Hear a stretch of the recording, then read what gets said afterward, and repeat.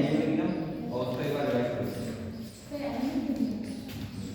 Animal kingdom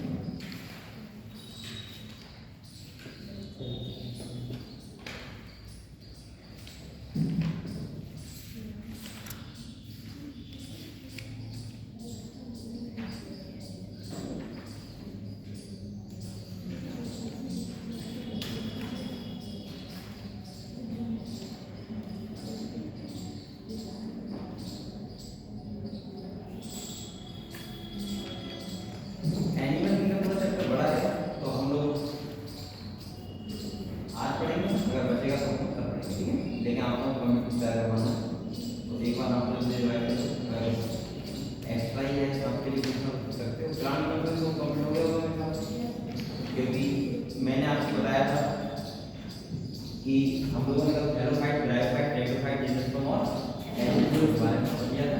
अच्छे से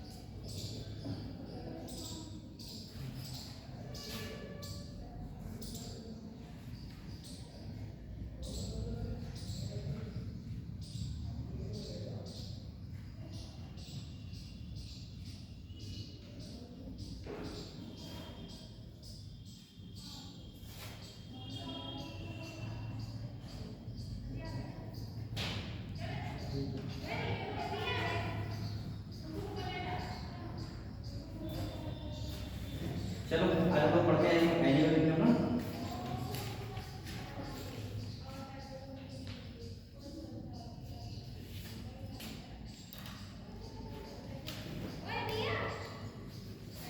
तो इसको एक बार रिवाइज करो और फिर हम लोग एक करके बात करते हैं एनिमल किंगडम। ठीक है सही से दो पे डाल दो कपड़े पे।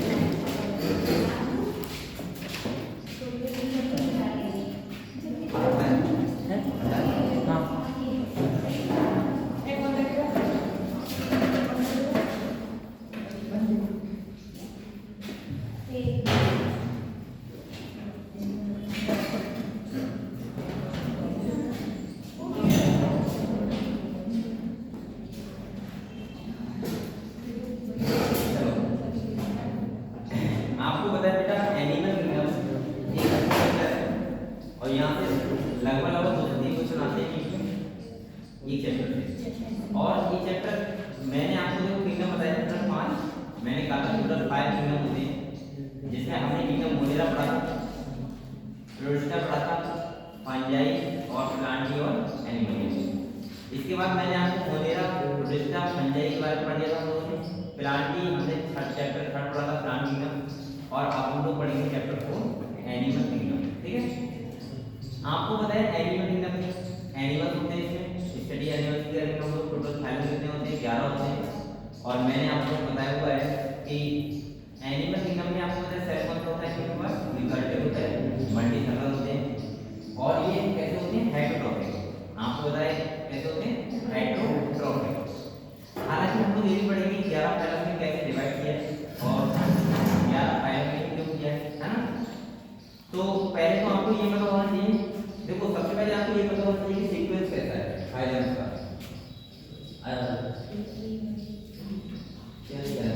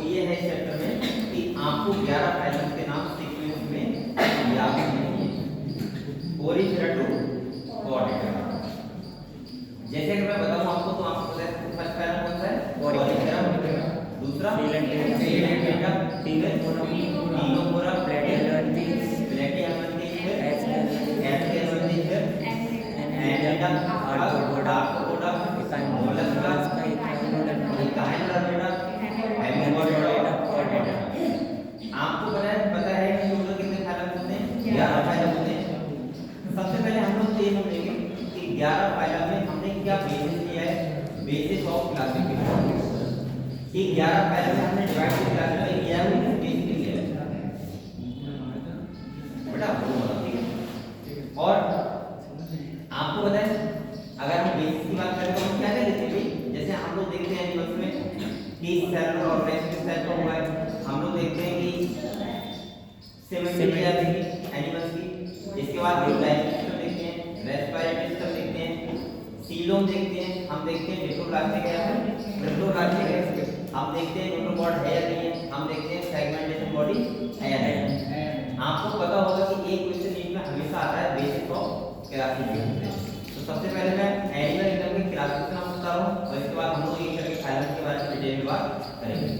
पहले मैं आपको ये बता रहा हूं कि 11 फाइलम को हमने जो 11 फाइलम में डिवाइड किया एनिमल्स को, वो क्या बेसिस दिए, ठीक है, बेसिस ऑफ क्लासिफिकेशन। तो हम लोग सबसे पहले बात करेंगे बेसिस ऑफ क्लासिफिकेशन, ठीक है। आपको पहले समझिए, अगर आपको लिखना है तो लिख, वैसे आपको समझ में आए, ठीक है।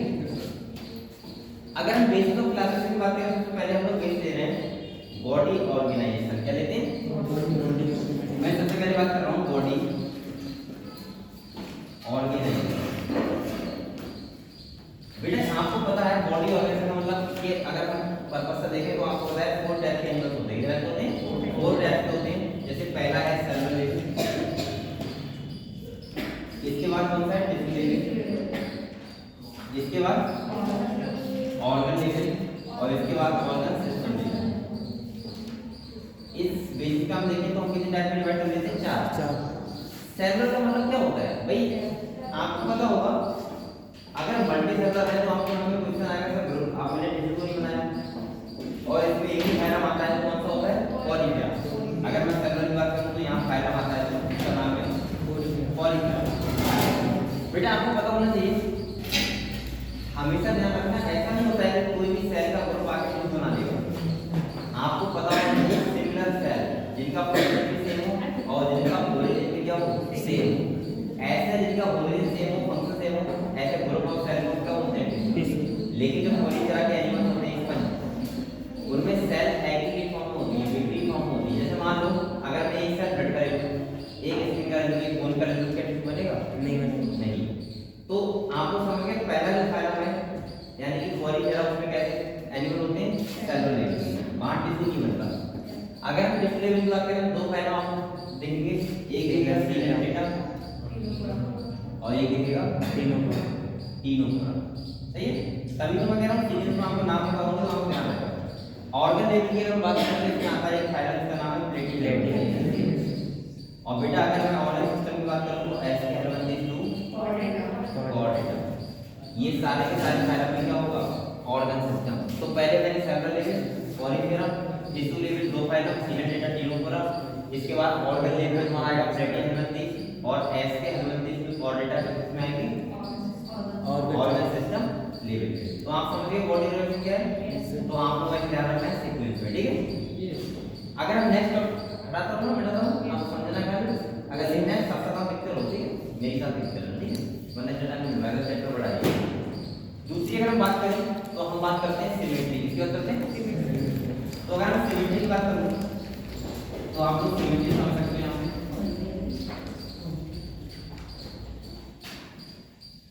अगर हम दूसरा बात करें तो यहाँ बात करूंगा मैं सिमेट्री। बेटा सिमेट्री का मतलब क्या? अगर हम देखें सिमेट्री के बेसिस पे कितने टाइप के होते हैं? 3 टाइप के। कितने टाइप होते हैं? 3 टाइप। पहला अगर हम देखें तो होता है एसिमेट्री, ऐसे एनिमल को सिमेट्री एब्सेंट होती है। दूसरा अगर हम देखें तो कैसे होती है? Radial, bilateral symmetry. और तीसरा हम बात करें तो कैसे होती है? रेडियल। अब इन तीनों में क्या डिफरेंस है? देखो, एसिमेट्री का मतलब है कि कोई एनिमल है उसका शेप ऐसा है कि अगर मैं सेंटर पॉइंट ले रहा हूं, सेंटर पॉइंट पे प्लेन खुला हुआ है, सही, और वो किसी भी प्लेन से दो इक्वल हाफ में डिवाइड ना करें, उसका मतलब उसमें क्या है, सिमेट्री एब्सेंट, तो वो कौन सा होता है, एसिमेट्री। अगर बाइलेटरल की बात करूं तो इसका मतलब ये है कि बाइलेटरल सिमेट्री का मतलब होता है कि जैसे मार्कर है, इसका सेंटर पॉइंट में ले लिया और किसी वन प्लेन से, किसी एक प्लेन से अगर वो दो इक्वल हाफ में डिवाइड हो जाएगा तो इसका मतलब कौन सिमेट्री होगी, बाइलेटरल।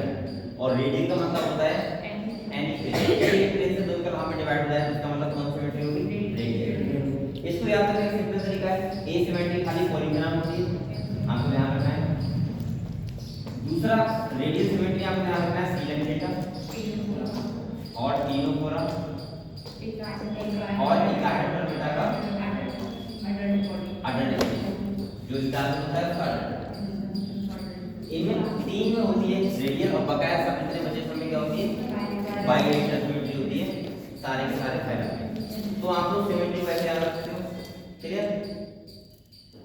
अब हम अगली बात करें तो मैं तीसरा ले लेता हूं यहाँ पे ए डाइजेस्टर लेते हैं, डाइजेस्टर, ठीक है।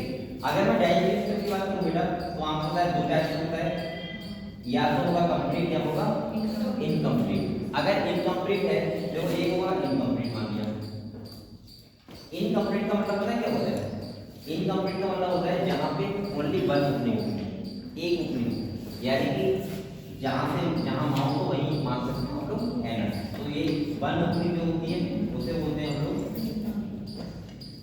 इनकम्प्लीट। और कंप्लीट का मतलब होता है जहां पे दो ओपनिंग, अगर दो ओपनिंग है, दो ओपनिंग का मतलब एक माउंट और एक क्या होता है एनर्स, तो इसका मतलब कौन सा क्या होते हैं, कंप्लीट डाइजेस्टिव सिस्टम, ठीक है। ये हो गया। इसके बाद अगर मैं साथ में आपको बताऊं रेस्पिरेटरी सिस्टम, तो आपको पता है रेस्पिरेटरी सिस्टम कितना का वो सॉरी सर्कुलेटरी सिस्टम कितना टाइप का होता है, दो टाइप का होता है, ओपन और क्लोज। ये बात रहा हूं, ओपन का मतलब होता है बेटा जहां पे जो ब्लड होता है वो एक कैविटी भरा होता है, वहां आर्टरी वेन्स प्रेजेंट नहीं होती हैं और जो ऑर्गन होते हैं वो ब्लड में डिप होते हैं। और अगर हम बात करें क्लोज की, जैसे हम लोगों में होता है आर्टरी वेन्स प्रेजेंट होंगी और ब्लड में सर्कुलेट करेगा, तो वो कैसा हो जाएगा, ये भी हमने देखा था। इसके बाद अगर मैं और बात करूं तो आपको पता है एक हम लेते हैं डिप्लोब्लास्टिक और ट्रिप्लोब्लास्टिक, ये अलग अलग हम लिखते हैं सारा लिखना है। अब देखो अगर हम बात करें बेटा डिप्लोब्लास्टिक ट्रिप्लोब्लास्टिक क्या होता है, तो देखो एक कुछ एनिमल होते हैं जो होते हैं डिप्लोब्लास्टिक, कैसे होते हैं, डिप्लोब्लास्टिक का मतलब पता है क्या होता है, जहां पे दो germ layer two germ layer two, यानी कि यहाँ पे एक तो होगी एक्टोडर्म, कौन सी होगी बच्चों, एक्टोडर्म, और एक होगी एंडोडर्म, और यहाँ पे मीजोडर्म क्या होती है, एब्सेंट होती है, और उसकी जगह पे होता है किस जो होते हैं मीजोग्लिया, सही है, मीजोग्लिया फेड होता है और उसको हम लोग ऐसे एनिमल बोलते हैं डिप्लोब्लास्टिक। और जर्म लेयर का मतलब जब एम्ब्रियोनिक स्टेज में बच्चे का डेवलपमेंट होता है तो वहाँ पे दो जर्म लेयर होगा तो डिप्लोब्लास्टिक, और अगर तीन जर्म लेयर होगा तो डिप्लोब्लास्टिक। जैसे मान लो कोई ऐसा एनिमल, जैसे मान क्या हो अमीनो में बहुत सारे हैं, डिप्लोब्लास्टिक की अगर हम बात करें तो जिसके पास तीन लेयर होंगे जैसे एक्टोडर्म, इसके बाद एंडो और बीच में कौन सी होती है मीजो। अगर तीनों लेयर है इसका मतलब कैसा एनिमल होगा, डिप्लोब्लास्टिक। जैसे आप देखते हो प्लेटियम जिसे हम देखने मिल जाता है, प्लेटियम सॉरी एस्केलम देखने मिल जाता है डिप्लोब्लास्टिक, और प्लेटियम केस होता है डिप्लोब्लास्टिक, ठीक है, क्योंकि वो इसी में होता है। ये देखिए नेक्स्ट हमारा टॉपिक आता है सीलोम, क्या आता है सीलोम, और देखते हैं सीलोम के बारे में।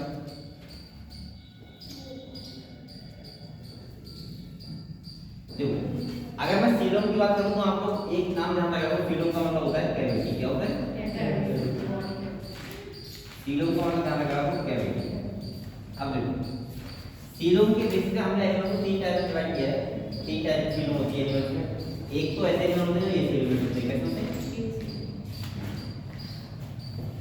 ये सीलोम, कुछ ऐसे होते हैं कैसे होते हैं सीलोम, ठीक है, और कुछ ऐसे होते हैं जो कैसे होते हैं सीलोम। बेटा ये सीलोम का मतलब ये होता है जहां पे कैविटी एब्सेंट है, मतलब एक्टोडर्म एंडोडर्म और बीच वाला जो मीजोडर्म की जगह क्या होगा मीजोग्लिया, इसको भरा होगा मीजोग्लिया। मैं इसको रखता हूं यहाँ पे ऐसे अगर हम बात करें तो आपको पता है ये होगी एक्टोलर और ये कौन सी जाएगी एंडो, और यहाँ टिश्यू का हुआ है ये क्या बोलेंगे मीजोफिलिया, ये क्या हो जाएगी गट। अगर ऐसा कोई मतलब इसमें कैविटी एब्सेंट है पूरी तरीके से वो कौन सा होता है एसिडोमेट, और इसका एक ही एग्जांपल है जो है प्लेटी हेलमिंथी। प्लेटी हेलमिंथी जो है एनिमल्स होते हैं कैसे होते हैं एसिडोमेट। अगर मैं सीडोफिलामेंट की बात करूं तो आपको पता होना चाहिए सीडोफिलामेंट का मतलब होता है जहां बीजल तो होती है लेकिन वो कैसे होती है पॉजिटिव कैविटी फाल्स होती है। मैं यहां सीडो का मतलब मानता हूं फाल्स कैविटी का मतलब फाल्स कैविटी। सर लास्ट में टेबल दी हुई है एनसीईआरटी में सर, तो उसमें सीरोम सर प्लेटी हेलमिंथी सर एब्सेंट लिखा है, तो उसमें हम एसिडोमेट बोल सकते हैं। उसका मतलब ये हुआ इसीलिए आगे देखो फाल्स कैविटी का मतलब होता है कि यहाँ पे जो बीजल होती है वो कितनी होती है पॉजिटिव में, कितनी होती है पॉजिटिव में होती है, और यहाँ फाल्स कैविटी होती है इसका एक ही फायदा है वो है एस कैविटी, और ये एस कैविटी का इंपॉर्टेंट फीचर भी है एस कैविटी। और सीलोमेट का मैं बात करूं तो आपको पता है एनीडेटा टू कॉर्डेटा सब कैसे होते हैं सीलोमेट होते हैं, इनकी जो कैविटी होती है वो बीजल रंग से क्या होती है लाइन होती है। ऐसे हो सकता हूं कि यहाँ पे ये हो गई एक्टो, इसके बाद बीच में क्या होती है मीजो, और लास्ट में होती है एंडो, और ये क्या होती है गट एलिमेंट्री है ना। तो यहाँ पे जो कैविटी होगी वो ऐसे लाइन होती है किससे बीजल रंग से, और ऐसे एनिमल को हम लोग बोलते हैं सीलोमेट जो होते हैं एनीडेटा टू कॉर्डेटा। समझ गए? तो सीलोमेट समझ गए आप लोग, ठीक है। इसके बाद अगर हम बात करें सेगमेंटेशन, नेक्स्ट हमारा क्या था सेगमेंटेशन। सेगमेंटेशन मतलब होता है बॉडी सेगमेंट में डिवाइड होती है। आपको पता होना चाहिए कि बॉडी सेगमेंटेड होती है, आपको पता होना चाहिए कि बॉडी अगर हम देखें सेगमेंटेड तो एक आपने नाम सुना होगा मेटामर्स। मेटामर्स का मतलब होता है सेगमेंट। जैसे आप लोग एक बात बताओ, अगर मैं ऐसे बात करूं first segment, second segment, third segment, fourth segment, six segment ऐसी बात करूं तो इसका मतलब वो क्या है मेटामर्स है, और उसको पैटर्न को बोलते हैं मेटामेरिक सेगमेंटेशन, और उस प्रोसेस को बोलते हैं मेटामेरिक। ठीक है, हालांकि सेगमेंटेशन हम लोगों में होता है लेकिन हम लोगों में होता है इंटरनल। कैसा होता है और इंटरनल का मतलब होता है कॉर्डेटा में जो सेगमेंटेशन होता है वो होता है इंटरनल, और जो ट्रू सेगमेंटेशन होता है उसमें होता है जैसे एनीडेटा। अगर देखा जाए तो जो फाइलम है ट्रू सेगमेंटेशन में कौन सा है एनीडेटा ना, ट्रू सेगमेंटेशन जो होता है एनीडेटा होता है। ठीक है, इसके बाद हाँ आर्टोग्राम होता है लेकिन एक्सटर्नल होता है यानी कि बाहर से होता है। तो आप ऐसा पूछा जाता है एक्सटर्नल सेगमेंटेशन क्या होता है, बेसिकली आप लोग ध्यान रखना जो एनीडेटा फाइलम है उसके एनिमल्स में कौन सा होता है उसका नाम ही इसीलिए एनीडेटा पड़ा है। एनी का मतलब होता है कई सेगमेंट में डिवाइड होती है। ठीक है, तो सेगमेंटेशन हो गया, और लास्ट वाला जो हमारा बचता है बेस ऑफ क्लास में वो बचता है नोटोकॉर्ड। क्या बचता है नोटोकॉर्ड, बता दूं ये चैप्टर में जो है दो दिन दे देगा, बड़ा चैप्टर है।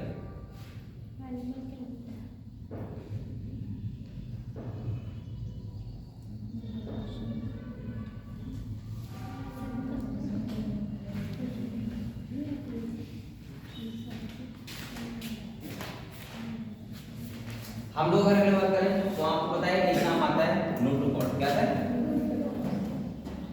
नोटोकॉर्ड? बेटा आप लोग पता होगा अगर नोटोकॉर्ड की बात करें तो हम लोग बोलते हैं दो टाइप से बोलते हैं एनिमल को, एक होते हैं नॉन कॉर्डेट और एक होते हैं कॉर्डेट।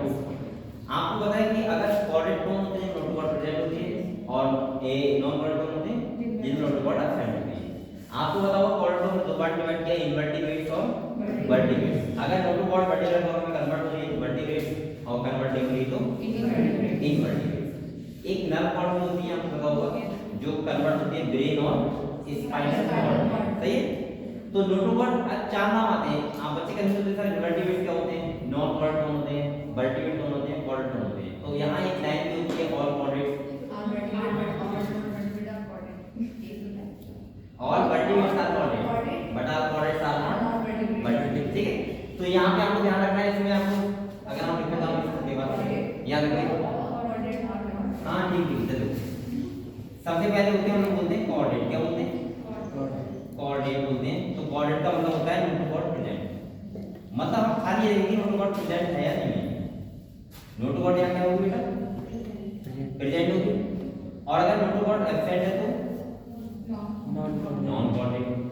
जो हमने पढ़े थे पूरी तरह से लेके हेमी कॉर्डेड, तो ये कैसे होते हैं सारे के सारे नॉन कॉर्डेड, और इनमें नोटो गॉड क्या होती है? सर लाइन का बेटा क्या सर फॉर पीरियड लाइन का बेटा हेमी कॉर्डेड। सर सही लाइन में तो होते हैं। अरे हेमी कॉर्डेड वो आता नॉन कॉर्डेड में, ये कोई नोटो गॉड नहीं होती, लेकिन नोटो गॉड लाइक स्ट्रक्चर होता है, इसलिए हम लोग करंट में बोल देते हैं, लेकिन हालांकि हेमी कॉर्डेड नॉन कॉर्डेड नहीं होता है, ठीक है। तो यहां हो सकता नॉन कॉर्डेड में क्या है, नोटो गॉड एब्सेंट।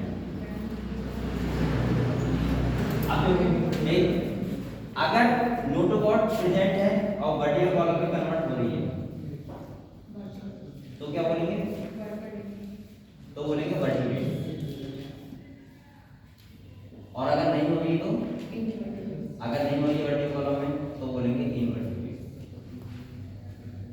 अब आप लोग बताओ एक बात, all vertebrates are chordates plus all chordates are not vertebrate, उसमें कुछ इनवर्टिब्रेट भी होते हैं। समझ गए बात? तो ये जो तुम्हारी बेसिक ऑफ क्लासिफिकेशन जिसके बेस पे हमने 11 फाइलम का एनिमल को रखा है, और ये आपको पता होनी चाहिए, ठीक है। अब मैं आपको एक करके डिटेल बताऊंगा हर एक फाइलम के बारे में, और हम लोग समझेंगे कि हमें क्या क्या याद रखना है वो चीजें, ठीक है। तो आप लोग एक बार बेसिक ऑफ क्लासिफिकेशन समझ गए, कुछ बता दो देखना है किताब में। अगर कुछ भी डाउट पूछ सकते हो आप लोग, कोई डाउट पूछ सकते हो, आप लोग एक करके फाइलम के बारे में पढ़ेंगे, ठीक है। तो सबसे पहला फाइल हमारा है, उसका नाम क्या है? ऑरिजिन। क्या है? ऑरिजिन। और बेटा मैं कोशिश कर रहा हूँ कि आप लोगों का लगभग पूरा बायोलॉजी फर्स्ट हो जाए एक बार, जिससे आपको फायदा हो जाए। और आप लोग टेस्ट में दे रखेंगे क्या भाई?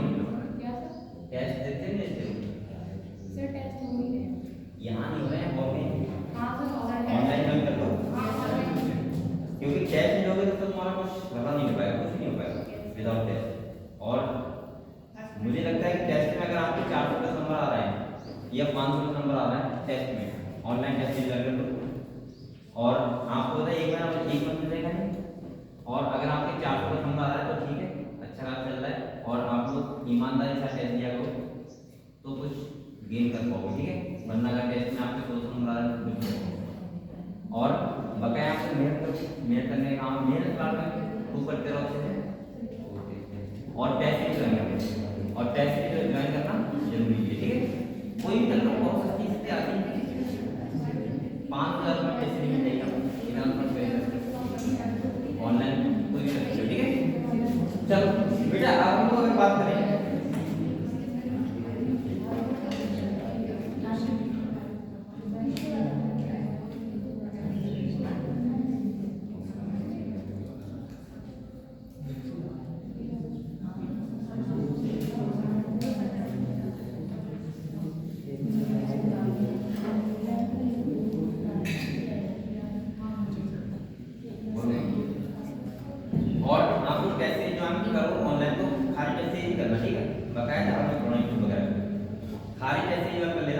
जिससे आपको पता रहे कि नंबर कितने आ रहे हैं।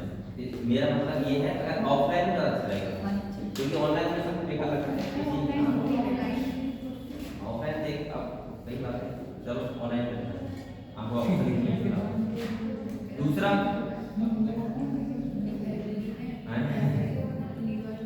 क्योंकि अभी आपको टेस्ट देना बहुत जरूरी है और साथ में रिवीजन करना बहुत जरूरी है। और अगर आपको और अगर आपको ऐसे रहेगा इधर चक्कर में आप अपने माइंड को कंसंट्रेट बनाओ और उससे किताब बैठ करो। अब ज़्यादा चक्कर में रहना कि एक लेक्चर में नहीं पड़ेगा नहीं, जैसे आप कभी देखते भी हो तो बंद कर दो, साथ में बंद कर दो, ऐसा आपकी इच्छा है। और ये चीज़ आपको जल्दी पता लग जाएगा डेटा का चल जाएगा क्या कर क्या करें, क्योंकि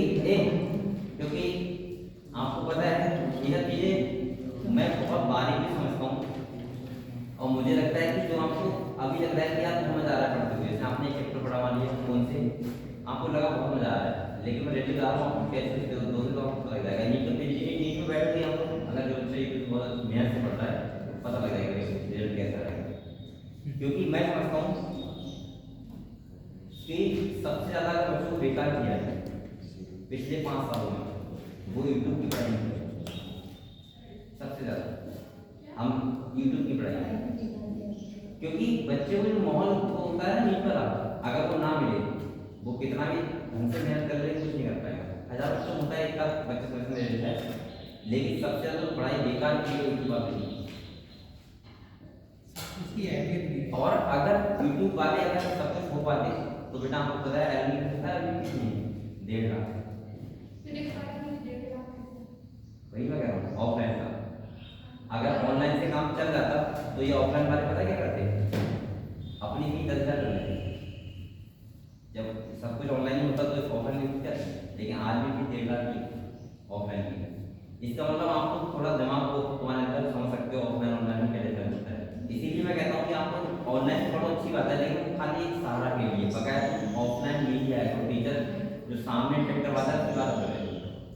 और दूसरा क्या होता है, ये आपको समझ में आ जाएगा, अभी नहीं आएगा पता है, क्योंकि कभी ऐसा लगता है ना कि जो लगता है कि नहीं हम जानते हैं आप भी जानते हैं, लेकिन हर समझ में आ जाएगा, जिस साल पढ़ोगे समझ में आ जाएगा। चीज़ें जब समझ में आती है तब आती हैं, अगले टाइम से आती है कि अभी नहीं आ पाएंगी आपके समझ में, लेकिन पेपर दोगे तो उसका समझ में आ जाएगी। तो इसीलिए मैं कोशिश करता हूँ कि आप लोग कोशिश करना कि ज़्यादा टाइम अपने किताबों के साथ रहेगा, ना कि फोन के साथ, यूट्यूब के साथ।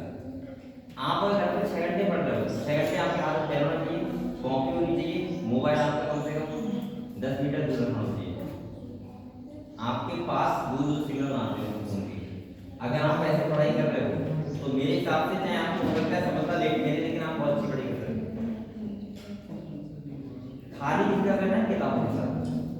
हो सकता है लेट समझ में आएगा, लेकिन गहराई से किताबों को पढ़ो तो थोड़ा आपके अंदर नॉलेज एक ठोस वाली बढ़ेगी, एक हवाबाजी होती है वो बात नहीं बढ़ेगी, जो आपको एक लगेगा एडमिट आ गया थोड़ा सा, तो आपके अंदर ठोस वाली नॉलेज कब आएगी जब आप किताब पढ़ोगे। और आपको पता है आज से 5 किताब का रेट तो सब लोग किससे पढ़ते थे, किताबों से पढ़ते थे। और यही जो रिजल्ट का गिराव आ रहा है वो क्यों आ रहा है? अभी भी तुम्हें लग रहा है कि जो सिलेक्शन देते हैं बच्चे ऑनलाइन वाले नहीं है, सब ऑफलाइन वाले हैं, किसी न किसी कोचिंग। सर इसमें तो डिस्टर्ब हो जाता है, न्यूज़ आ जाती है डिस्टर्ब। वो मुझे पता है ना कि ऑनलाइन में बच्चों को डिमोटिवेट किया है, कितना किया है वो आप समझ नहीं सकते। सर मोबाइल से पढ़ाई वैसे मैं अगर कोई बच्चा कहे ना मुझसे कि सर एक मैं फोन यूज कर रहा हूँ, यूट्यूब से पढ़ूंगा और एक मैं किताबों से पढ़ूंगा और मैं 3 साल कर लूंगा, एक बच्चा कह रहा है 6 महीने लूंगा, तो मैं बच्चे से कहूँगा कि 6 महीने मान लो 3 साल ले लेना, लेकिन किताबों से पढ़ो। यूट्यूब से मत ले। किताबों का पढ़ोगे बच्चे ये लगता है, उसके अंदर क्वालिटी जो होती है वो अलग होती है। तो आपको कोशिश करना कि आपको ज़्यादा टाइम बताया करो एनसीईआरटी के साथ, नोट्स के साथ, एमडी की बुक के साथ, इनके साथ। और जितना आप लोग इनसे बातें करोगे किताबों से, उतना ही आपके अंदर जो मैच्योरिटी आएगी ना वो अलग होगी, स्लो आएगी, अच्छी आएगी, ठीक है, ये ध्यान रखो। चलो हम लोग बेटा एक करके फाइनल के बारे में पढ़ते हैं। सबसे पहला फाइनल जो हमारा है वो कौन सा है, पॉलीफेरा। सबसे पहला फाइनल हमारा है जो है वो पॉलीफेरा।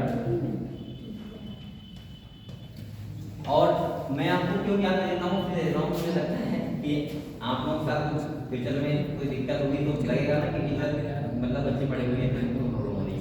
इसलिए मैं कह रहा हूँ अभी से अपनी दुआ चालू किताबों वाली, किताबों से पढ़ने वाली, क्योंकि मुझे लगता है नीट में 10-11 साल पहले हो गई लेवल नीट की खाली दिखते हुए, क्योंकि 2014 में पढ़ रहा हूँ नीट। और आज क्या था ये,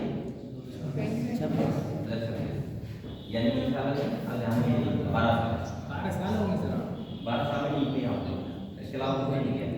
तो इतना तो एक्सपीरियंस हो गया 12 साल का कि हाँ भाई पढ़ा नहीं रहा 12 साल से, 12 साल से मैं पढ़ा भी समय, तो 12 साल का मतलब है कि मैं समझ सकता हूँ कि आप लोग कहाँ नुकसान हो सकता है, कहाँ फायदा हो सकता है, समझ रहे हो?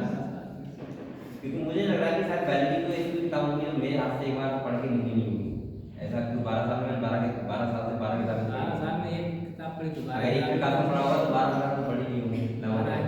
तो इसीलिए मैं कहता हूँ कि आपको थोड़ी बात समझा करो कि अगर मैं कुछ कह रहा हूँ तो अच्छी के लिए कह रहा हूँ, ठीक है? तो मोबाइल से ज़्यादा दूर रहना है, किताबों के पास ज़्यादा रहना है, जितनी ज़्यादा किताब उतना ही फायदा होगा, ठीक है?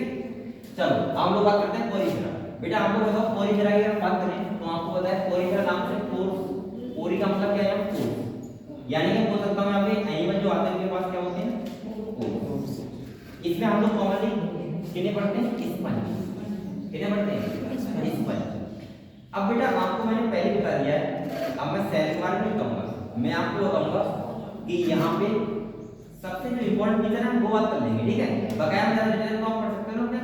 Yes sir. देखो जैसे यहाँ पे सोर्स होंगे एक एनिमल के पास, दूसरा ये अभी तो आपको पता है मैरीन होते हैं, मैरीन का मतलब क्या होता है समुद्री होते हैं। दूसरा आपको पता है एक इम्पोर्टेंट फीचर जो है वो है एसिमेट्री, इनके पास क्या होती है बेटा। अच्छा है यहाँ पे फ्रेश वाटर स्पंज भी है, मैरीन तो होते हैं लेकिन फ्रेश वाटर कौन सा है स्पॉन्जिला, वो आपको ध्यान रखना है कैसा होता है फ्रेश वाटर स्पंज होता है। अगले अगर मैं बात करूं तो इनके पास कोर्स होते हैं ठीक है। इसके बाद सेलुलर लेवल ऑर्गेनिज्म होता है, कैसा होता है सेलुलर लेवल। और दूसरा यहाँ पे आपको ध्यान रखना है इनके पास एक सिस्टम होता है इसे बोलते हैं वाटर कैनाल सिस्टम, जो सबसे इंपॉर्टेंट है ठीक है बेटा। इसके बाद अगर हम यहाँ बात करें तो आपको पता है वाटर कैनाल सिस्टम का एक डायरेक्शन होता है जिसमें पानी जाता है और उसके बाद बाहर आता है। तो यहाँ सबसे पहले क्या होते हैं ऑस्टिया, क्या होते हैं ऑस्टिया, इसके बाद होते हैं स्पॉन्जोसील और इसके बाद क्या होते हैं इसके बाद होता है ऑस्टिया। और यहाँ पे आप समझ सकते हो ऑस्टिया स्पॉन्जोसील ऑस्टिया ये होता है वाटर का डायरेक्शन, पानी जाता है कहाँ से ऑस्टिया से, स्पॉन्जोसील क्या होती है कैविटी और ऑस्टियम से क्या रहता है बाहर। बेटा आपको पता होना चाहिए कि ये वाटर कैनाल सिस्टम का जो काम फंक्शन होता है वो क्या होता है, एक होता है फूड गैदरिंग फूड को पकड़ने के लिए, दूसरा होता है रेस्पिरेशन के लिए और तीसरा होता है एस्पिरेशन वेस्ट मटेरियल को रिमूव करने के लिए। ये तीन काम होते हैं इसके, क्या क्या होते हैं बेटा यहाँ पे ध्यान रखना है रेस्पिरेशन, इसके बाद फूड गैदरिंग हो गया ठीक है और तीसरा काम क्या हो गया एस्पिरेशन। और अगर मैं बात करूं यहाँ पे तो आपको पता होगा अगर मैं इसका डायग्राम बनाऊं तो ऐसा होता है जैसे स्काई का ऐसा होता है, ये क्या है स्काई का कौन सा बेटा ऐसा होता है कुछ, इसके ऐसे पोर्स होते हैं अच्छे से सेल होते हैं, सेल मतलब होते हैं एक जगह रहते हैं ठीक है। और ये क्या है ऑस्टिया, क्या है इसके बाद ये कैविटी क्या है स्पॉन्जियोसील और इसके बाहर जो ये क्या है ऑस्टिया ठीक है। तो ऑस्टिया से पानी जाता है ऑस्कुलम से क्या करता है बाहर निकलता है ठीक है। इसके बाद आपको पता है स्केलेटल सिस्टम होता है जो किसका बना होता है स्पॉन्जिन फाइबर का। और इनके पास एक इंपॉर्टेंट सेल होते हैं ध्यान रखना है कोइनोसाइट, कौन से होते हैं कोइनोसाइट, इन्हें बोलते हैं कॉलर सेल, क्या बोलते हैं बच्चों कॉलर सेल ठीक है। कोइनोसाइट सेल ये चैप्टर का इंपॉर्टेंट पॉइंट हो गए। ये हर्माफ्रोडाइट होते हैं, हर्माफ्रोडाइट मतलब क्या होता है बाइसेक्सुअल, मतलब मेल और फीमेल क्या बना करते हैं सेम गैमेट बनाते हैं ठीक है, एक ये बनाता है। इसके तीन एग्जांपल हैं यूस्पोंजिया स्काइपा और स्पॉन्जिला, वो याद कर लो खत्म हो गया पूरी तरह ठीक है क्लियर। तो आपको ये तो आपको वन डे एक चैप्टर डेली करना है, आपको थोड़ा फास्ट करना पड़ेगा ठीक है। अगर मैं बहुत डेट बताऊंगा तो आपको कर नहीं पाओगे ठीक है। So fertilization is inter and development is indirect having a larval stage which is morphological. देखो फर्टिलाइजेशन हम लोग एक ही बात कर रहे हैं ठीक है। जहां भी लिखा हो इंटरनल उसका मतलब होता है कि जो मेल गैमेट है वो मेल कहां ट्रांसफर करेगा फीमेल के अंदर, तो होता है इंटरनल। जैसे हम लोग को इंटरनल होता है बॉडी के अंदर गैमेट ट्रांसफर किए जाते हैं।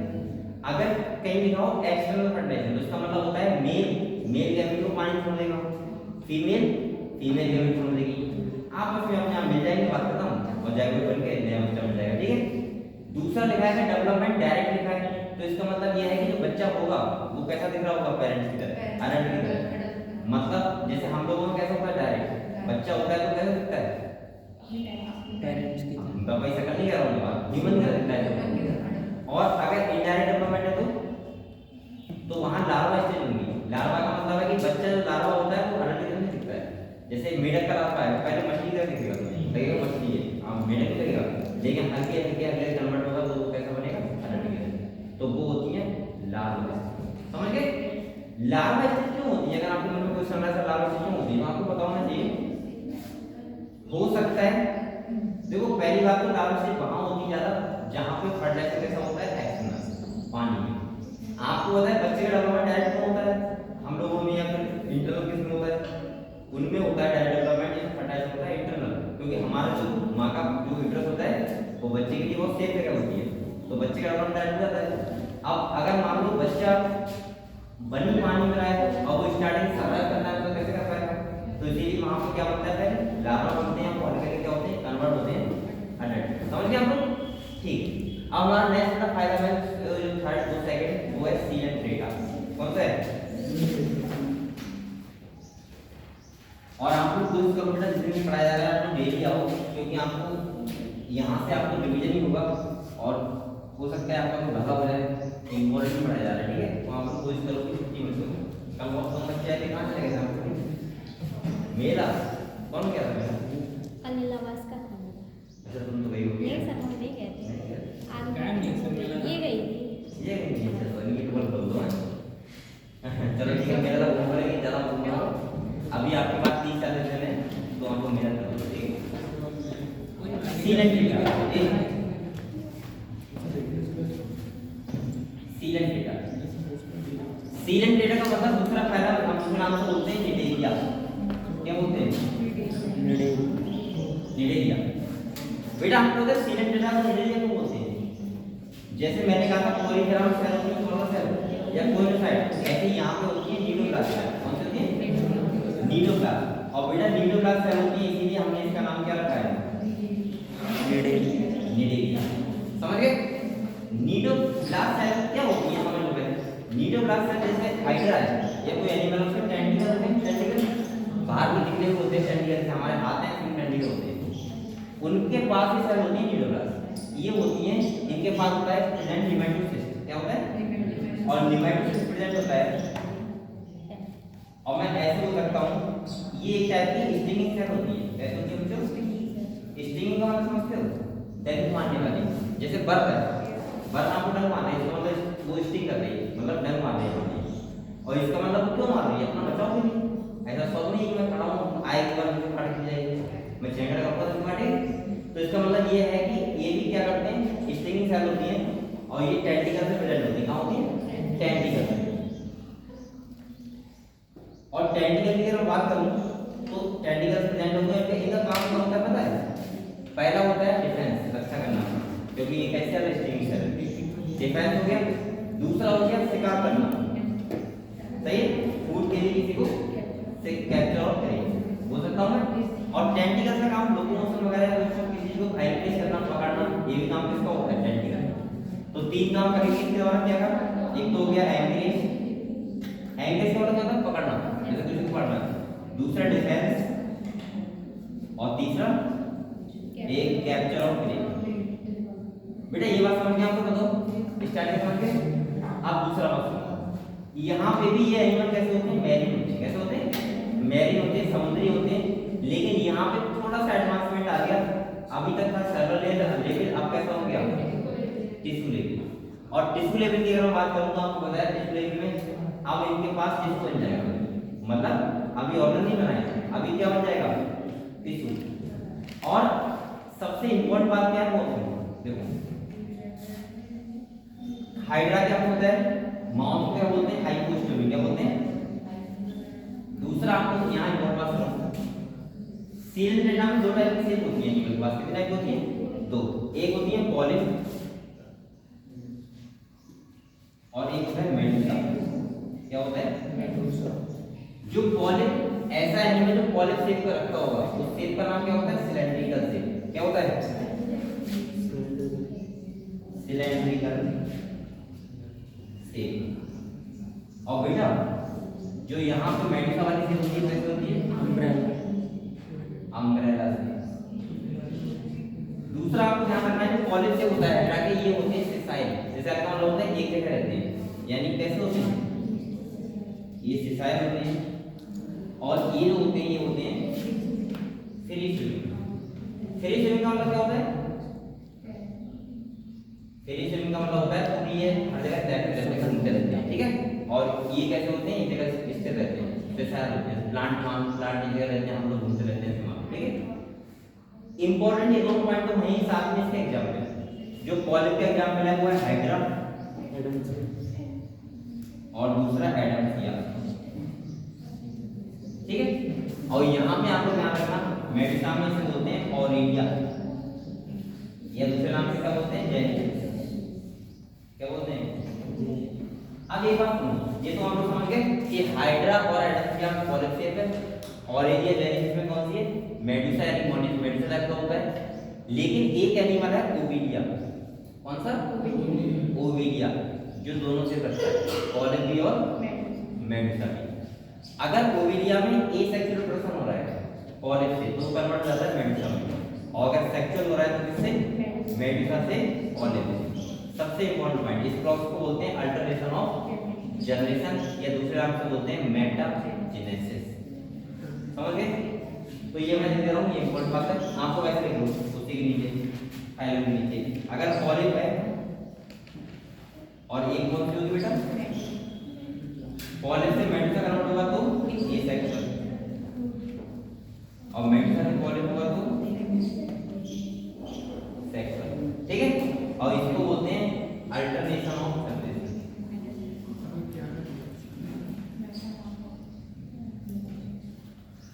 और इसको दूसरे नाम से बोलते हैं मेटाजेनेसिस। और ये होता किसमें बच्चों? ओविडिया। समझ गए? तो ये तुम्हारा था सील एंड डेटा। इसके बाद आपको एग्जाम करते हो, ठीक है? सी एनिमल कौन से इसमें मतलब मेडुसा में पॉलिप? कौन सा? सी एनिमल। सी एनिमल तुम्हारा मेडुसा में नहीं है बेटा, ठीक? हालांकि तुम्हारे जो एग्जाम्पल एनसीईआरटी दिए हैं बस भैया तब कोई दिक्कत नहीं, क्योंकि एनसीईआरटी तुम्हारा खाली एक ही दिया है, ओविडिया मेडुसा का, ठीक है? और पॉलिप के कितने दिए? दो, हाइड्रा और एडल्फिया, और जो दोनों से बनता है वो कौन दिया है? ओविडिया। और बकाया अगर तुम्हें याद करना है तो इसके एग्जाम्पल सब फाइनल में, जैसे आपको सारे के सारे एग्जाम्पल पहले जो एनसीईआरटी देंगे वो पता होना चाहिए, जैसे सी फैन किसमें, सी फैन किसमें, सही है? इसके बाद तुम्हारा ये जो ये हो जाएगा, इसके क्या बोलते हैं, फुटवेयर मैन और बॉल हो गया, ये सब आपको पता होना चाहिए कि कौन से फाइलम एडल्ट से हो गया, ये कौन कौन से फाइलम है वो आपको पता होना चाहिए। एग्जाम्पल करो सबसे अच्छा है।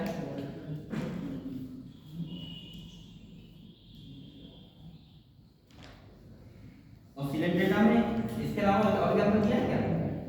नहीं दिया होगा, नहीं दिया।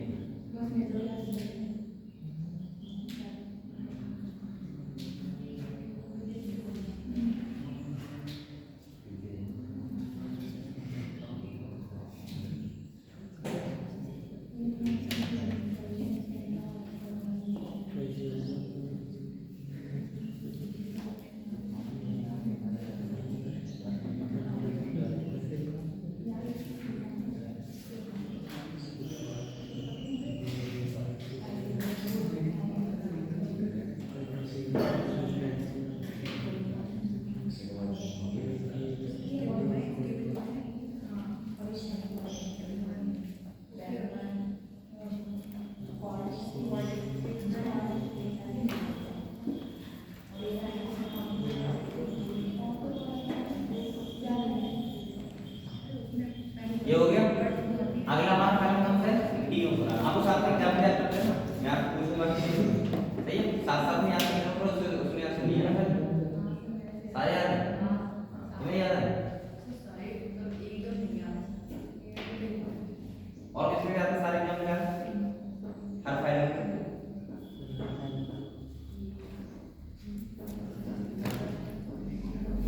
एग्जाम में तुम्हें याद है कौन नाम क्या है? याद है नहीं?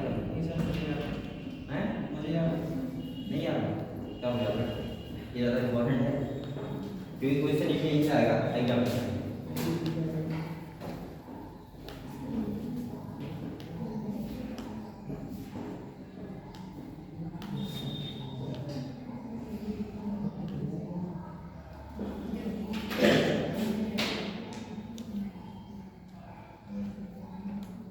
चलो आगे हम देखते हैं दूसरा फाइनल कौन सा है?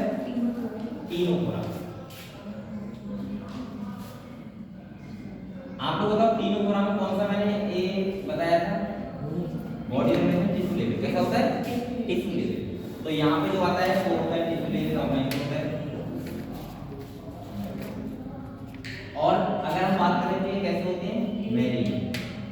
और ये एक्सक्लूसिवली मैरी होते हैं, इसकी इसमें कोई भी एक्सेप्टर नहीं होता है, ठीक है? तीसरा इनके पास सिमेट्री कैसे होती है बताओ? रेडियल। यहाँ पे आपको ध्यान रखना है इसके पास एक कॉम प्लेट होती है। क्या होती है? एक कॉम प्लेट, एक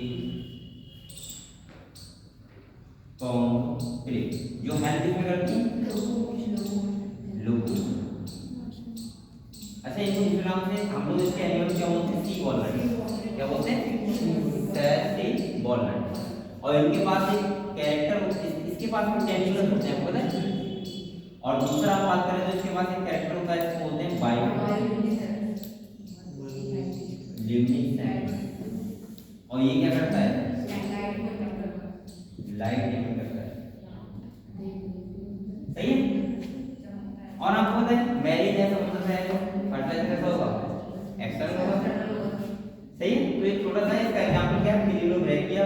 और दूसरा एग्जांपल क्या है, टीलोब्रांच। ठीक है, पढ़ो मेरा।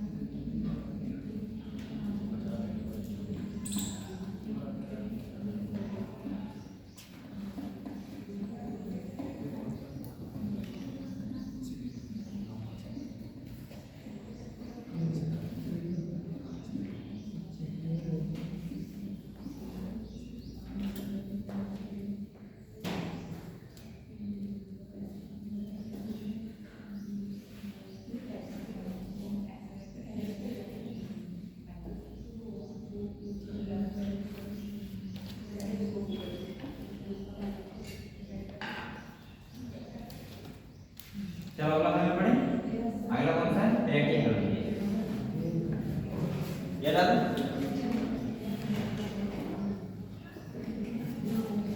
अब प्लेटी हेलमेट से कोई चेंज नहीं मिला। और कौन सी होती है देखो। अगर हम यहाँ बात करें प्लेटी हेलमेट की,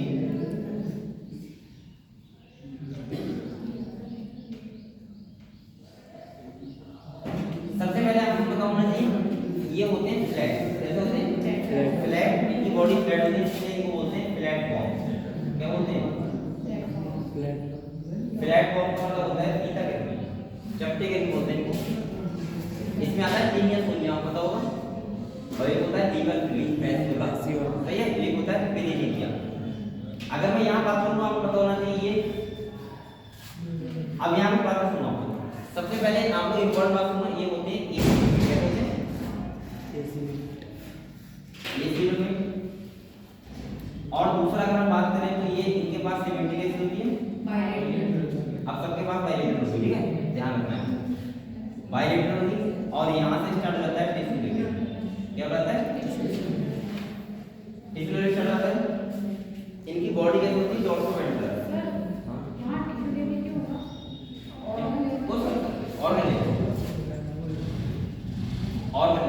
यहाँ से स्टार्ट होता है। इसके बाद अगर हम बात करें तो यहाँ पे आपको पता है डाइजेस्टर जो एंडोपैरासाइटिक ग्रुप में रहते हैं, उनके पास क्या होता है, एब्सेंट होता है। और इनके पास प्रेजेंट होते हैं हुक्स एंड सकर। क्या होते हैं, हुक्स एंड सकर। और आपको पता है ये एंडोपैरासाइटिक ग्रुप में रहते हैं, डिजीज करते हैं बॉडी के अंदर जाके। सही है। और आपको पता है एक एनिमल यहाँ पे होता है एक पेरिनेलिया, जिसके पास फ्लू रीजनरेशन कैपेसिटी होती है। ये क्वेश्चन इसमें आ सकता है, ठीक है। दूसरा अगर हम बात करें तो आपको पता है यहाँ पे ये जो एनिमल होते हैं इनके पास एक्सक्रीशन और ऑस्मोल रेगुलेशन के लिए एक सेल होते हैं, होते हैं फिल्म सेल। क्या होते हैं, ज्वाला कोशिकाएं, फिल्म सेल, जो क्या करती हैं, एक्सक्रीशन में हेल्प करती है, ठीक है। और किसमें,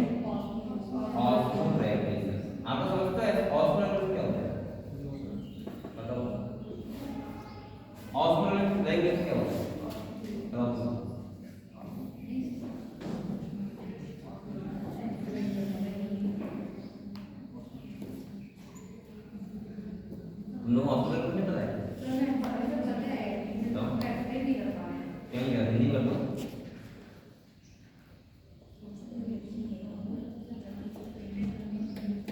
तुम बताना पीछे।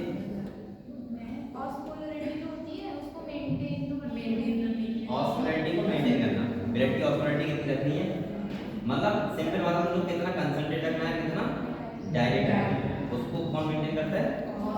ऑस्मोलैरिटी। ऑस्मोलैरिटी बोलते हैं, हम लोग कौन करता है? किडनी।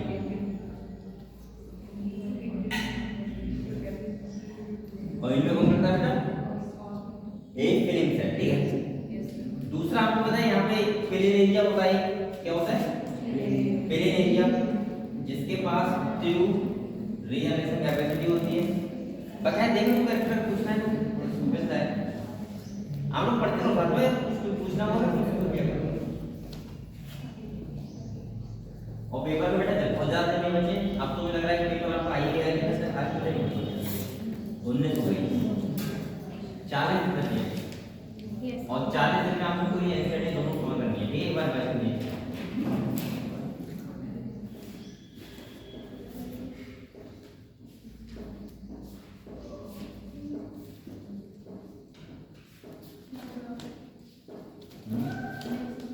तो कुछ नहीं, तो हम बात करते हैं ऐसे बनी ये किताब में, दो किताबें।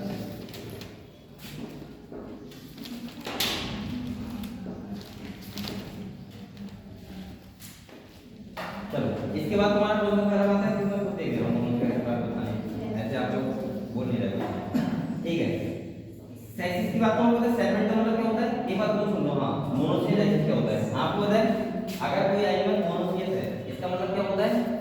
बाइसेक्सुअल। क्या होता है? और बाइसेक्सुअल मतलब क्या होता है?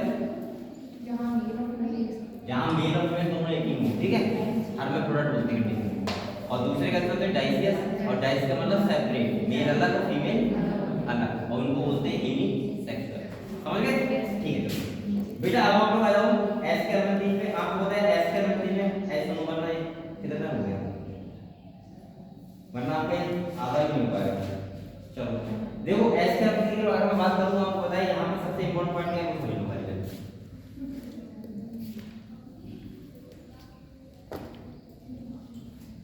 देखो अगर मैं एस के 3 की बात करूँ बेटा, तो इनको बोलते हैं राउंड बॉम्ब। क्या बोलते हैं? एस के 3, ठीक है? राउंड बॉम्ब बोलते हैं।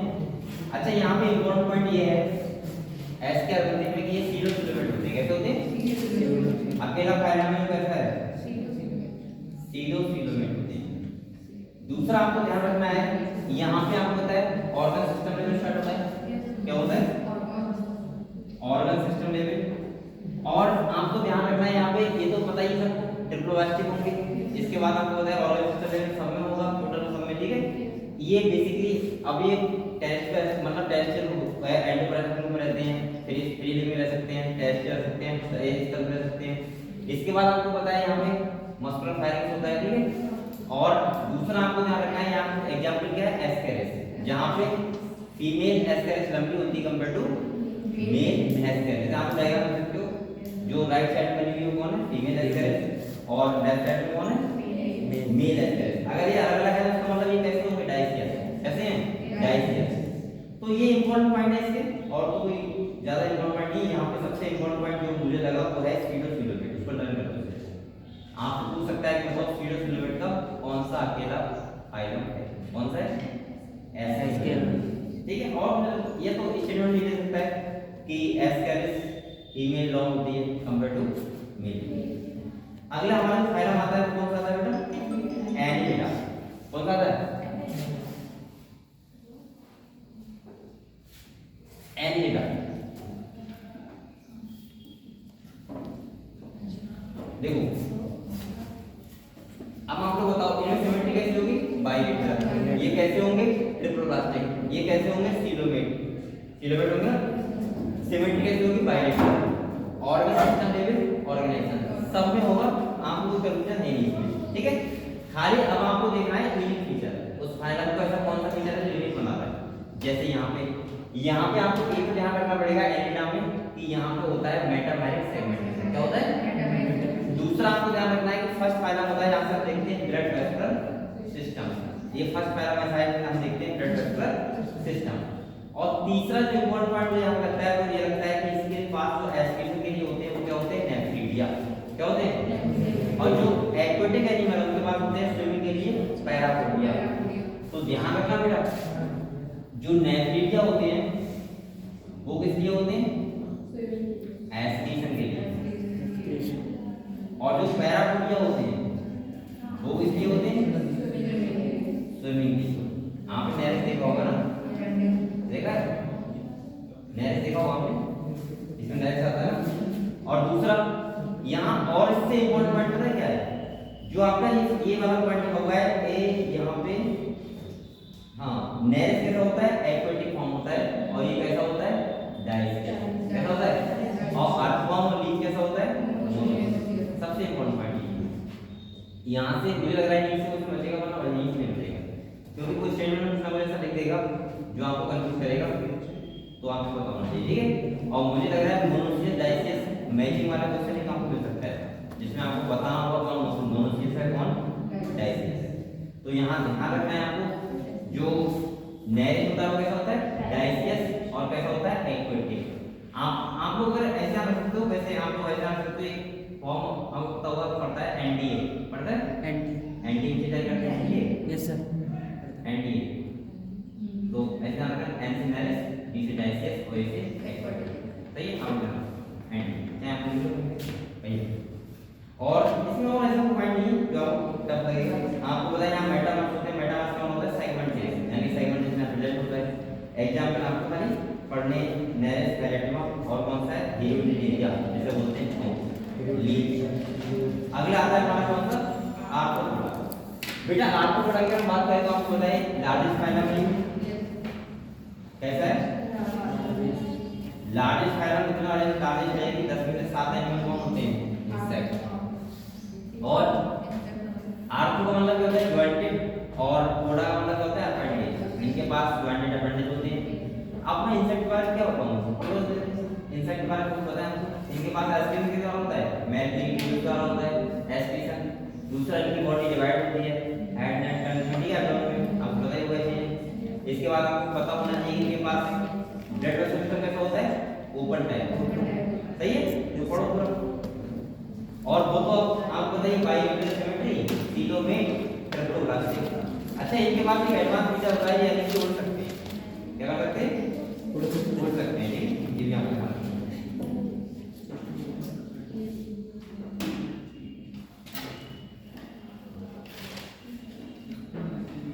अच्छा सेंसरी ऑर्गन्स होते हैं, सेंसर्स को रिसीव करते हैं, तो इनके पास एंटीना होते हैं, आईज होती हैं, ईयर भी होते हैं, कान भी सब कुछ होता है, ठीक है। आप देख रहे हैं इनके पास आपको पता है एक्यूस्टेंटल काइटिना होता है, पता ही होगा, ठीक है। पढ़ो। अब यहाँ पे आपको पता है आर्थ्रोपोडा कितने हैं, तो हमारे लिए फायदा करती होती है, जैसे एपिसेंटिका हनी फायदा करती है, हमारी लार्ज इंसेक्ट फायदा करता है ना। इसके बाद कुछ ऐसे भी होंगे जो हमें नुकसान करेंगे। नुकसान का मतलब बैक्टीरिया की तरह हमारे पास बीमारी लेके आएंगे, जैसे मच्छर, एडिस हो गया, एनाफिल हो गया, सब करते हैं। और इसके बाद आप झंडे में रहते हैं जो जिन्हें क्या बोलते हैं, टिड्डा। टिड्डा होता है लोकस्टा, झुंड में रहने वाले, जो होता नहीं आपने सुना होगा टिड्डी का आक्रमण, हाँ।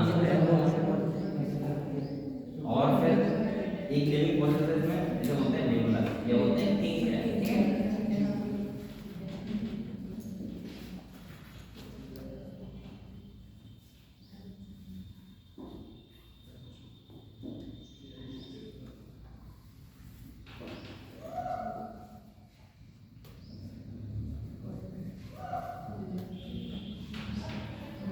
पढ़िए पूरा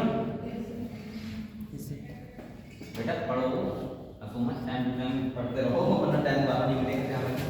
और ये अभी आपका ऐसा चल रहा है कि इतना आपका रिवीजन हो रहा है, बढ़िया है। और मैं टाइम आपको पता है कि 15 चैप्टर में लूंगा थोड़ा सा।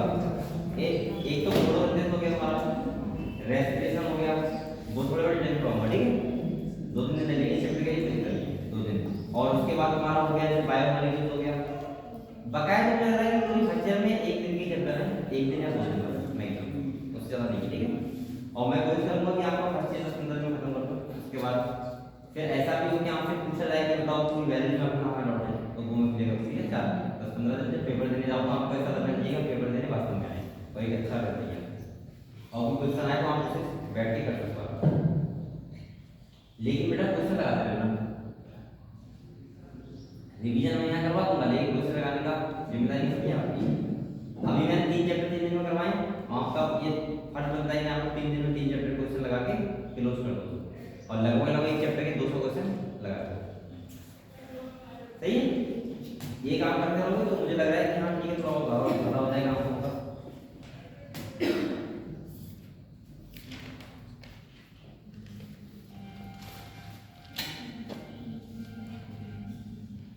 और जो बच्चा का क्वेश्चन नहीं लगा रहा है टेस्ट लगा रहा है तो वो तो मेरे साथ नहीं के पेपर देने में जाना खाली अपनी को करवाओ रिजल्ट आएगा आपके हाथों में आएगा बेइज्जती नहीं होती बहुत बेइज्जती होती है मैं बच्चों को ग्रुप पर्सनल करता हूँ कि अपने अपने रिजल्ट ग्रुप में डालो या मुझे पर्सनल रिजल्ट में देखूंगा बच्चे कहाँ हमारे बच्चे रिप्लाई नहीं करते हैं कभी रिप्लाई नहीं करते हैं वैसे सीन करके नहीं करते हैं बहुत अच्छे और वो ऐसे गलती कर रहा हूँ अच्छे अच्छे बच्चे कर रहा हूँ जो मुझे पता है कि कुछ नहीं हुआ तो मैं नहीं करता हूँ उनको पता है कि हुआ हुआ तो 200 प्लस आ गए होंगे वो भी रिप्लाई नहीं करते हैं तो इसीलिए आप समझ रहे हो कि मैं किस मकसद से बोल रहा हूँ तो बेटा आप लोग 4 दिन मेहनत करो ठीक है बहुत अच्छे और अगर आप कैश नहीं लगा रहे हो आप मशीन लगा रहे हो तो इसका मतलब यह है कि आप मीटिंग में मत जाना तो उसका यहाँ पे नहीं होता है यहाँ चल रहा है नेगेटिव मार्किंग आपके माइनस में या प्लस में तो नहीं आएंगे माइनस का मतलब 50 से 100 से नीचे जाएंगे कम ऊपर नहीं मुझे पता है ना इतना ही होता है लगभग लगभग जो बच्चे हवा में जाते हैं मजा लेने का जब आपके नंबर बढ़ेंगे तब तक आप हर चैप्टर के 300 क्वेश्चन आप लगा लोगे और वो भी गलत ना हो एक क्वेश्चन चाहे देख के लगाओ लेकिन लगाओ ऐसे कि गलत ना हो वाला हर चैप्टर के 300 क्वेश्चन पूरी एनसीईआरटी आप लोग अच्छे से पढ़ लोगे बहुत अच्छे से और तीसरा टेस्ट आपने कम से कम जब आप पेपर देने जाओगे 30-40 टेस्ट आप लगाए तो आपके हो सकता है 200 नंबर आ जाएंगे ये मैं पहले ही कर रहा हूँ ठीक है ऐसा नहीं कि हवाबाजी में बोल रहा हूँ रिजल्ट आएगा मैं आपसे आराम से 10 मिनट बात करूँगा सब बच्चों से तो आपको बता रहा है क्या करें ठीक है हम लोग कल आंसर की पढ़ाई को बैठ कर फिर 10 मई को रिजल्ट बुला दो रिजल्ट नहीं आएगा तो पता लग जाता है कितने समय सही में आप लोग आके चेक कर देना कोई दिक्कत नहीं चेक कर सकते ऑफलाइन होता है ना अरे आंसर की क्या भाई वो तुम आओगे 2 घंटे बाद आंसर क्या आएगी सब बता सकते हैं इसका आंसर ये होगा उसका आंसर समझ रहे हो तो आपको पता लग जाएगा कितने से करके आएंगे किस करके हैं वो लोग कैसे डाल बल्कि मैं ग्रुप में एक 2 घंटे के अंदर आंसर आ सकता है कहाँ से करनी है ग्रुप में भी आपने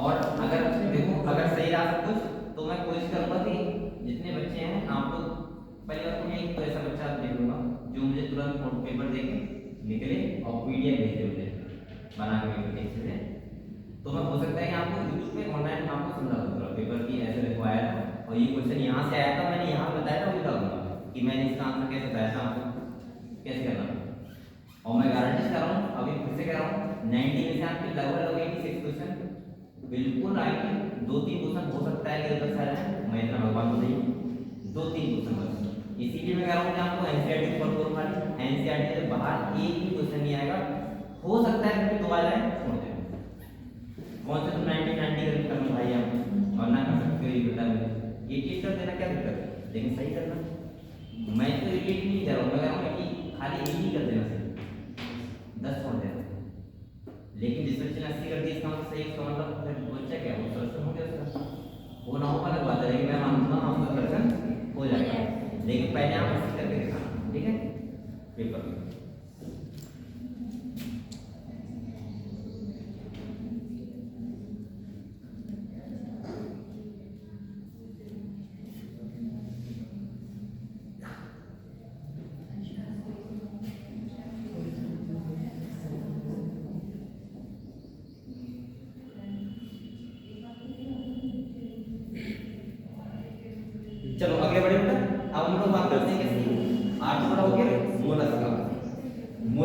की बात करूं तो आपको पता है मोलस्का में ये कैसा फाइलम है, सेकंड लार्जेस्ट फाइलम। कैसा है?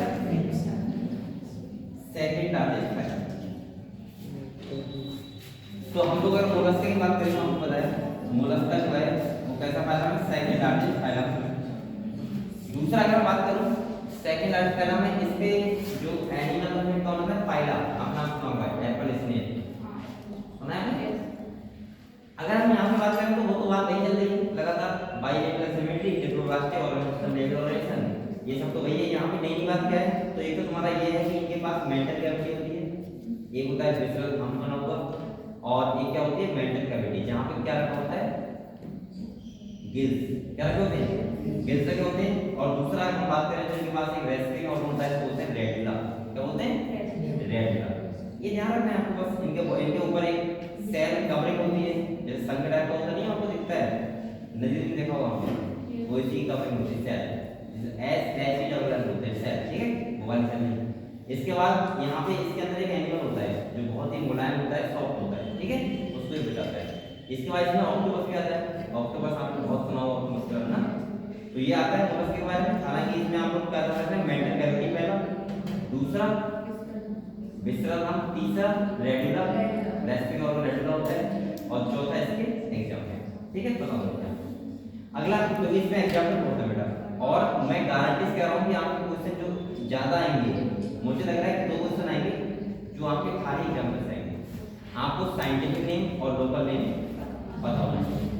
और वो कुछ नहीं करेगा, वो मैजिक नहीं देगा कि सी एक तरफ लिख देगा सी पेन सी हॉर्स, ये सब वो सब, ठीक है, एक तरफ उनके साइंटिफिक नेम रखेगा, आपको पूछेगा मैजिक। ऐसे क्वेश्चन आते हैं। बस मैं बार-बार कह रहा हूं कि आपको एनसीईआरटी को फॉलो करो, आपको नीट का पेपर देख के मजा आ जाएगा कि हां वास्तव में सर क्या कर रहे हैं, सही कर रहे हैं। पूरे साल आपने निकाल दिया, कुछ भी करके निकाल दिया, लेकिन मैं आपसे स्टार्ट पहले दिन से ही बोला था, मैंने सबसे पहले जब पढ़ाने आया था तो मैंने ये कहा था पहला काम ये करना एनसीईआरटी फॉलो करना, बाहर को पढ़ना, क्योंकि आपके पास 3 सब्जेक्ट हैं, बेस केमिस्ट्री भी, ठीक है।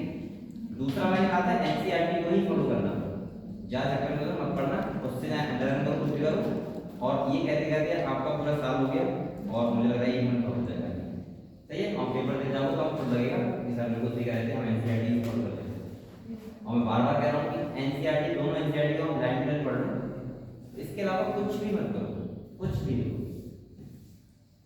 अभी अगर आप बाहर से टेस्ट लगाओगे भी और आपको 2-4 क्वेश्चन बाहर से आ भी जाए तो उनको इग्नोर करना, ठीक है, छोड़ देना, कोई दिक्कत नहीं है। मैंने आपको पहले भी कहा था कि कभी भी क्वेश्चन बाहर का छोड़ दो, क्योंकि एक जो जिस बच्चे ने क्राइटेरिया पर नहीं बनाया है, मैं आपसे फिर कह रहा हूँ सिलेक्शन किसी भी क्षेत्र में लेने का इतना सरल नहीं है।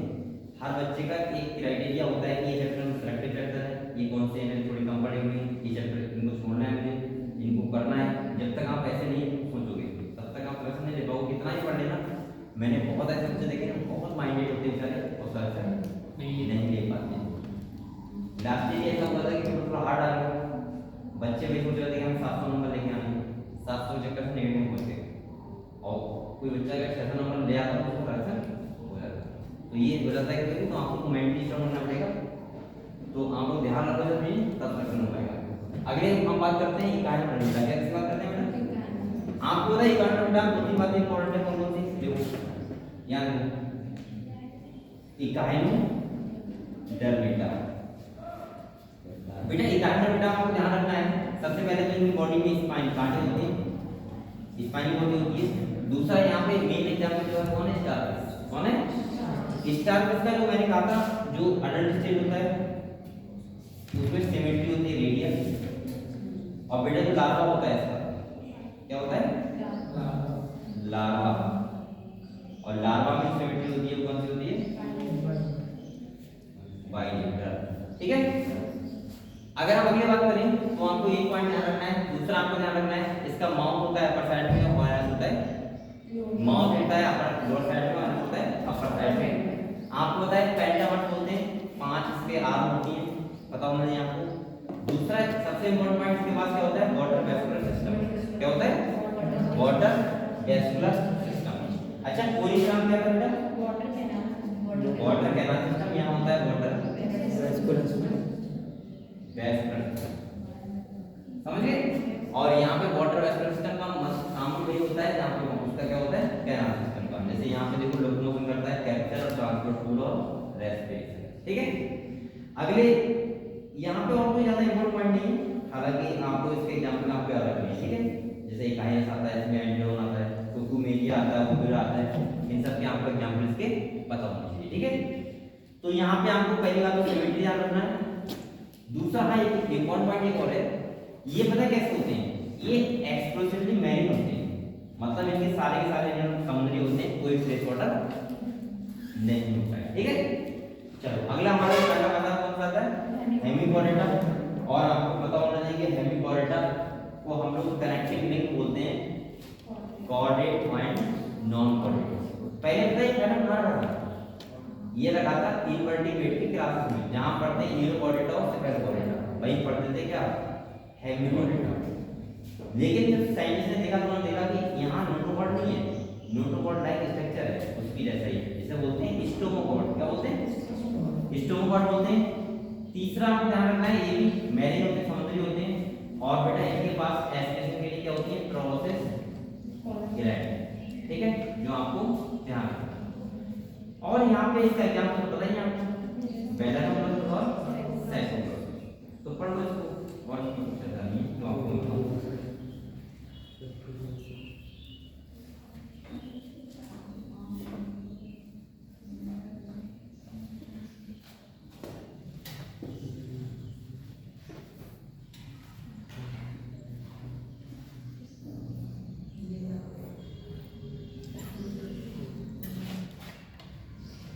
तो बेटा यहाँ तक आप खत्म करो बेटा अभी।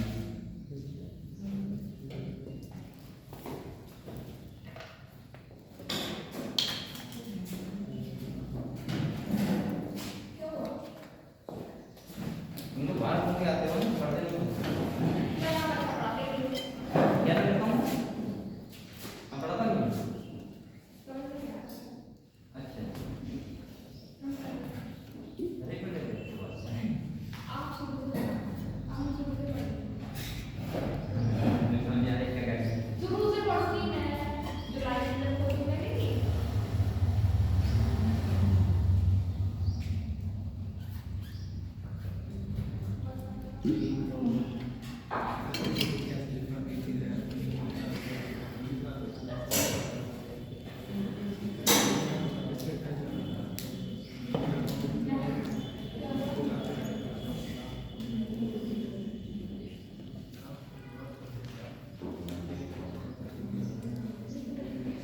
यहाँ बेटा कभी सब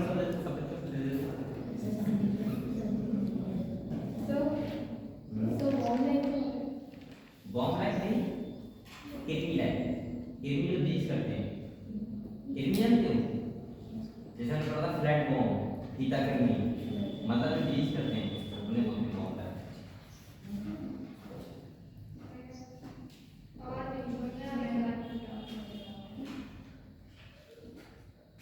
क्या करिए,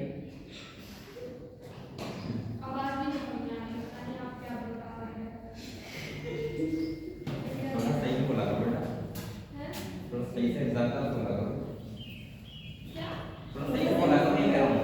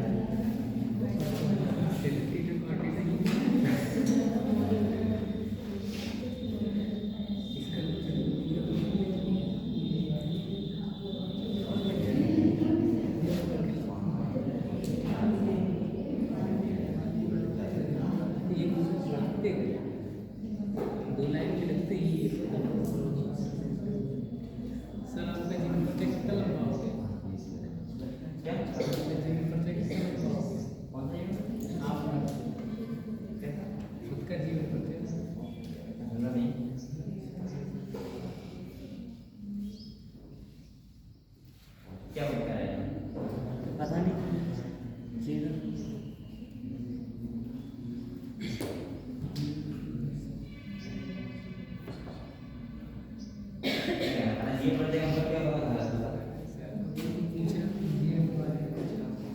कितनी कठिनाइयाँ आई कितनी तुझे क्या लगता है वो अपने देख रहे हमें भी इतना सच वही बात है मेरी का भी होता है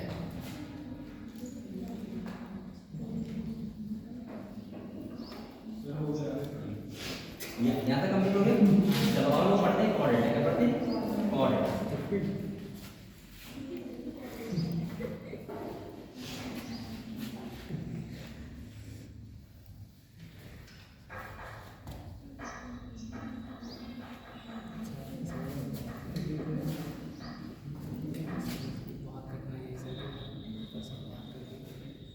आपको ये पता है कोऑर्डिनेट और कॉम्पोनेंट में डिफरेंस क्या है बताइए। अगर हम देखें तो कोऑर्डिनेट में नंबर होती है और कॉम्पोनेंट में नहीं होती है। अच्छा इसके अलावा और डिफरेंस पता है बताओ।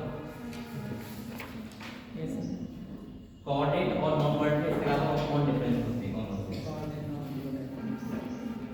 सर जो इसमें सेंट्रल नर्वस सिस्टम होता है नॉन कोऑर्डिनेट में वो वेंट्रल साइड होता है और कोऑर्डिनेट में डोर्सल साइड होता है। और बताओ।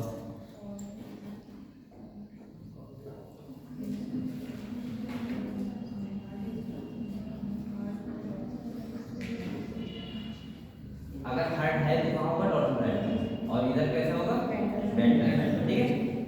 तीसरा और अगर हम देखें तो गिल स्लिट्स होती हैं, इसके बाद एनर टेयर होती है कोऑर्डिनेट और उधर में क्या होती है एक्सेंट। ठीक है। तो मैं 4-5 चैप्टर देख बता सकता हूँ कि कौन कोऑर्डिनेट है कौन नॉन कोऑर्डिनेट। ठीक। आगे अगर बात करें तो मैंने आपसे कहा था कोऑर्डिनेट में सबसे पहले तो आपको विकास की पता होना चाहिए कि कौन सी क्लास कहाँ से आती है और इसका कैसे क्लास को समझते हैं। ठीक है फ्रेंड्स। ठीक। तो देखो कोऑर्डिनेट को हमने 2 क्लास में डिवाइड किया है। एक हम लोग इनको बोलते हैं क्लोजर कोऑर्डिनेट, ये इनको बोलते हैं हम लोग इनवर्टिब्रेट। इसके बाद अगर हम यहां बात करें तो दूसरा कौन सा है वर्टिब्रेट। बेटा यहाँ पे देखो क्या होता है जो ये वाली क्लास होती है इनमें क्या होता है notochord vertical column में कन्वर्ट नहीं होती है। यानी कि इनका 2 क्लास हम लोग पढ़ेंगे यूरो कोऑर्डिनेटर और सिफेरो कोऑर्डिनेटर। अब ये दोनों क्लास के अंदर कैसे होंगे बताओ इनवर्टिब्रेट, लेकिन कोऑर्डिनेट तो होंगे ना क्योंकि इनके पास नोट कॉर्ड प्रेजेंट है। इसके बाद अगर हम वर्टिब्रेट की बात करें तो यहाँ पे देखो हमने यहाँ पे इनको एक बार नाम से बोलते हैं एक किरेनियटा। अगर आपसे पूछे तो आप एक कर सकते हो इनको हम दूसरे नाम से बोलते हैं एक किरेनियटा। और ये जो हमने बेसिस लिया है यहाँ पे किरेनियम ही लिया है तो मैं बोल सकता हूँ यहाँ पे बेसिस ऑफ किरेनियम। किरेनियम का क्या होता है किरेनियम का क्या होता है ब्रेन बॉक्स जिसे बोलते हैं हम किरेनियम। ठीक है। तो यहाँ पे किरेनियम प्रेजेंट होता है यहाँ पे क्या होता है एब्सेंट होता है और उनका जो नोट कॉर्ड होता है वर्टिकल कॉलम में कन्वर्ट होता है और इनका वर्टिकल कॉलम में कन्वर्ट नहीं होता है। ठीक है। वर्टिब्रेट को फिर से हमने 2 क्लास में डिवाइड किया है।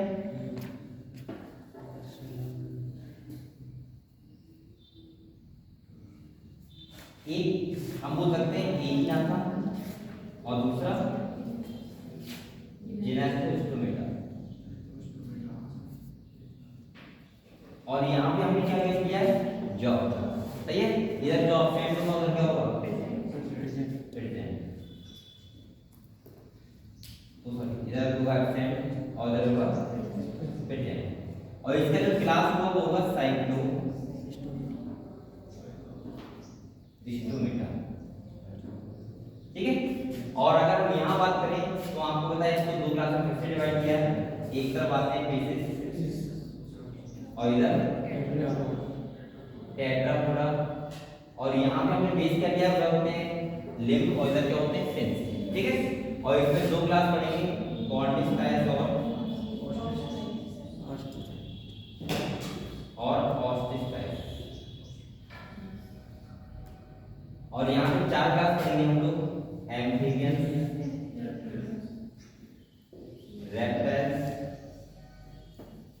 एप्स और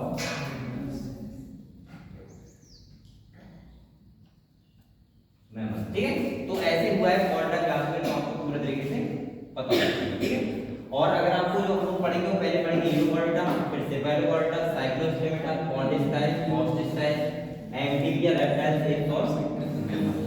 ठीक, अगर किसी ये ऊपर का क्वेश्चन अगर आपका ना लिखा हो तो ये वाला क्वेश्चन लिख लो, ठीक है, बट वर्टिकल कॉलम लिखो वहीं उसके ऊपर लिखो जहां वर्टिकल स्टेटमेंट लिखी है उसके ऊपर, जहां वर्टिकल स्टेटमेंट लिखी है उसके ऊपर लिखो, साइड से मान लगाएगा ना।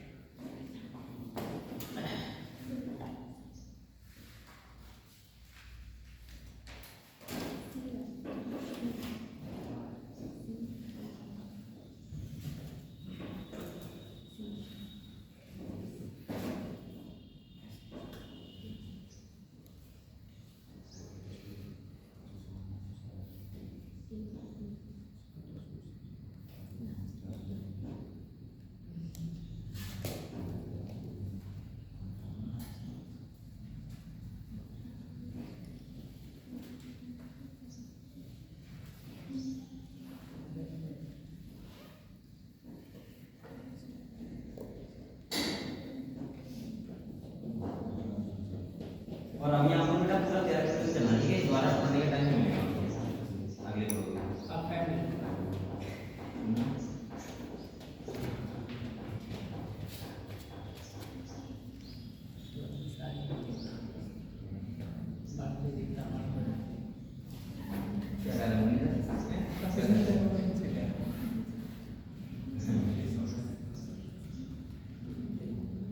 आपकी बात सही लगी।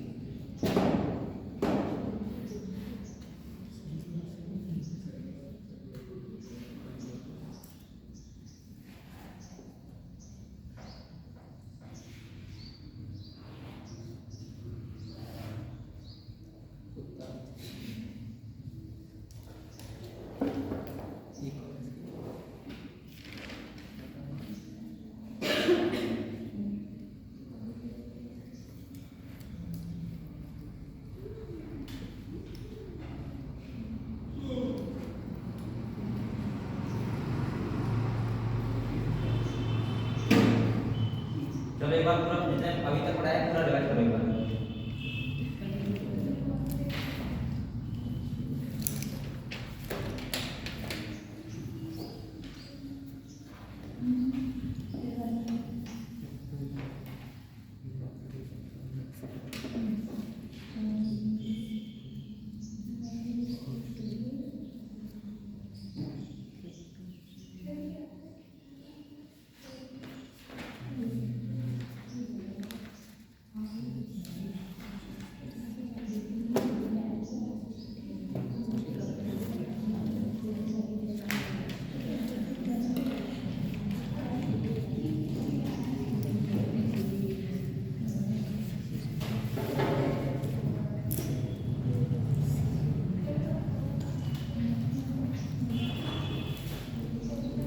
यहाँ तक कंप्लीट हुआ सब बच्चों को हुआ?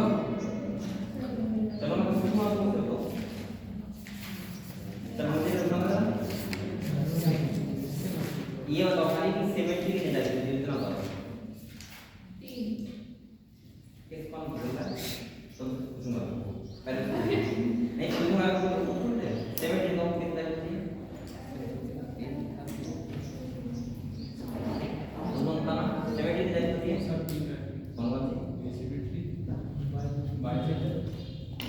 और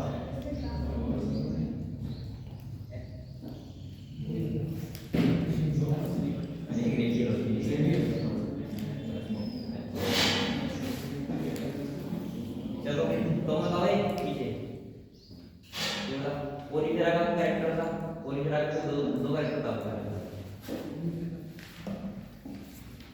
बताओ। अब इससे पूछ रहा हूँ मैं देखो